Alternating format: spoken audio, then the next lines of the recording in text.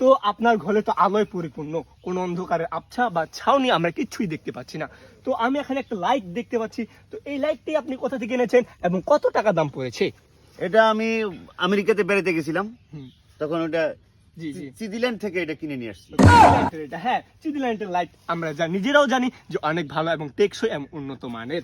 তো ভাই আপনাদের এই যে আপনি যে ওয়ালটা তৈরি করেছেন দেখতে পাচ্ছি, এটা সেই পুষ্পা মুভির যে চন্দন কাঠ, সেই লাল কাঠ দিয়ে তৈরি। তো আপনি এই কাঠটি কিভাবে ক্রয় করেছেন এবং কার কাছ থেকে ক্রয় করেছেন, এটা যে আমাদের দর্শকদের উদ্দেশ্যে বলেন।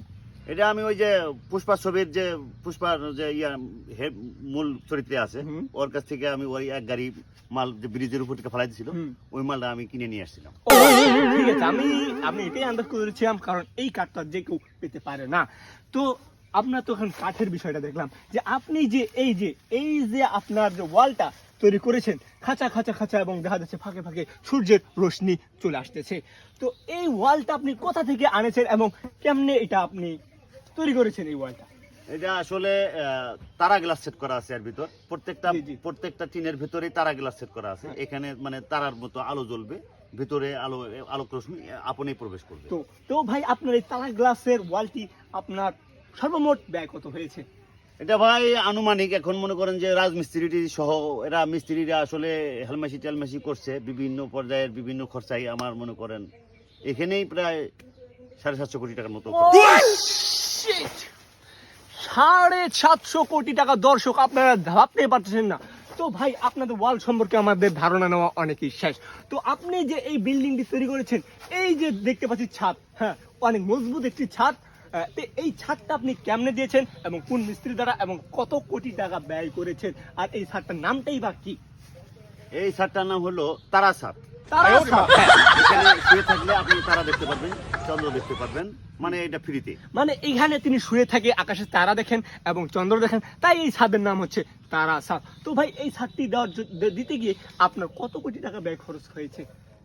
এই ছাদটা তৈরি করতে এখানেও আমার প্রায় 8.5 কোটি টাকার মতো খরচ। 8 কোটি! ও মাই গড! এখানে আপনারা দেখতেই পাচ্ছেন যে তার ব্যয়ের কোনো শেষ নেই, কারণ তিনি আসলেই অনেক ধনবান। আর এই যে ঘরটি তিনি তৈরি করেছেন এত অরণ্যের মাঝখানে, হ্যাঁ। তো ভাই আপনাদের কাছে আমরা একটা শেষ প্রশ্ন নিয়ে যাব। ভাই আপনি এই ঘরটি যে তৈরি করেছেন, তো এই ঘর তৈরি করার আপনার অনুভূতি কি এবং আপনি এটি কিসের জন্য তৈরি করেছেন? এটা তৈরি করছি এশিয়া মহাদেশের মধ্যে আমার একটা নাম করা দরকার ছিল। মানে আমি চাইছিলাম যে এশিয়া মহাদেশের সবাই আমাকে চিনুক, জানুক। আমার একটা মূল উদ্দেশ্য ছিল। আর আরেকটা উদ্দেশ্য ছিল যে এখানে ছেলেপেলেরা সারা জীবন কাটে যাবো, তাদের ছেলেপেলেরা থেকে যাবো, ঘরের কিছু হবে না ইনশাল্লাহ। এই ঘর যে তৈরি করছি এত মজবুত ভাবে, এই ঘর তো কোনো কিছু হবে না।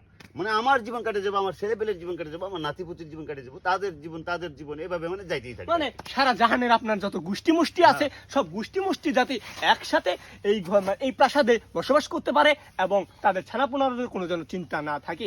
ভাই আপনার কাছে আমার একটা শেষ প্রশ্ন আছে যে আপনি এত টাকা খরচ করে আপনার যে এই বিল্ডিংটি বানিয়েছেন বা এই প্রাসাদটা যে আপনি তৈরি করেছেন, এইটি মূলত কি আসলে মজবুত হয়েছে কি না, আপনার কি মনে হয়? আমার এত টাকা ইনভেস্ট করা কি বোকামি হয়েছে? আপনি ট্রাই করে দেখতে পারেন। তো দর্শক তিনি নিজের মুখে স্বীকার করলেন যে তার প্রাসাদটি অনেক মজবুত হয়েছে। তো আমরা মূলত এই প্রাসাদটিকে চেক করে দেখতে চাই যে এটি আসলে মজবুত হয়েছে কিনা।